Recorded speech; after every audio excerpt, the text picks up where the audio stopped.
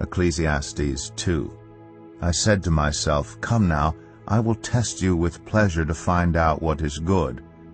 But that also proved to be meaningless. Laughter, I said, is madness.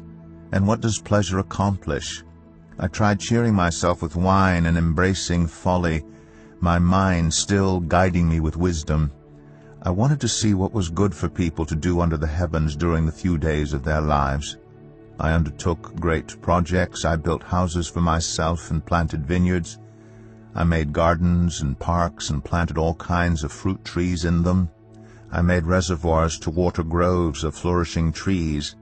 I bought male and female slaves and had other slaves who were born in my house. I also owned more herds and flocks than anyone in Jerusalem before me. I amassed silver and gold for myself and the treasure of kings and provinces. I acquired male and female singers and a harem as well, the delights of a man's heart. I became greater by far than anyone in Jerusalem before me. In all this my wisdom stayed with me. I denied myself nothing my eyes desired. I refused my heart no pleasure. My heart took delight in all my labor, and this was the reward for all my toil. Yet when I surveyed all that my hands had done and what I had toiled to achieve, everything was meaningless, a chasing after the wind. Nothing was gained under the sun. Then I turned my thoughts to consider wisdom and also madness and folly. What more can the king's successors do than what has already been done? I saw that wisdom is better than folly, just as light is better than darkness. The wise have eyes in their heads, while the fool walks in the darkness. But I came to realize that the same fate overtakes them both. Then I said to myself, "The fate of the fool will overtake me also. What then do I gain by being wise?" I said to myself, "This too is meaningless. For the wise, like the fool, will not be long remembered. The days have already come when both have been forgotten. Like the fool, the wise too must die."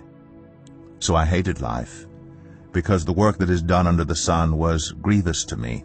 All of it is meaningless, a chasing after the wind.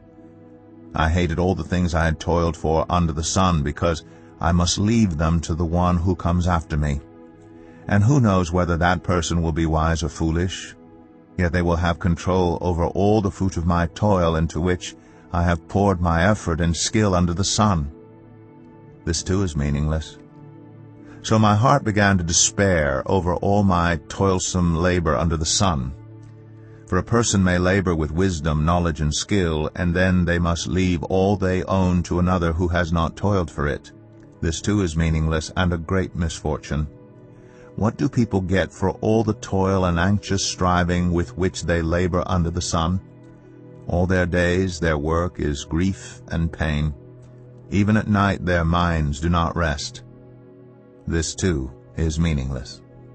A person can do nothing better than to eat and drink and find satisfaction in their own toil. This too, I see, is from the hand of God, for without Him who can eat or find enjoyment?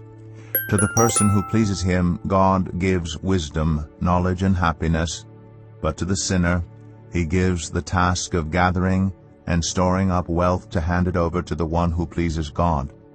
This too is meaningless, a chasing after the wind.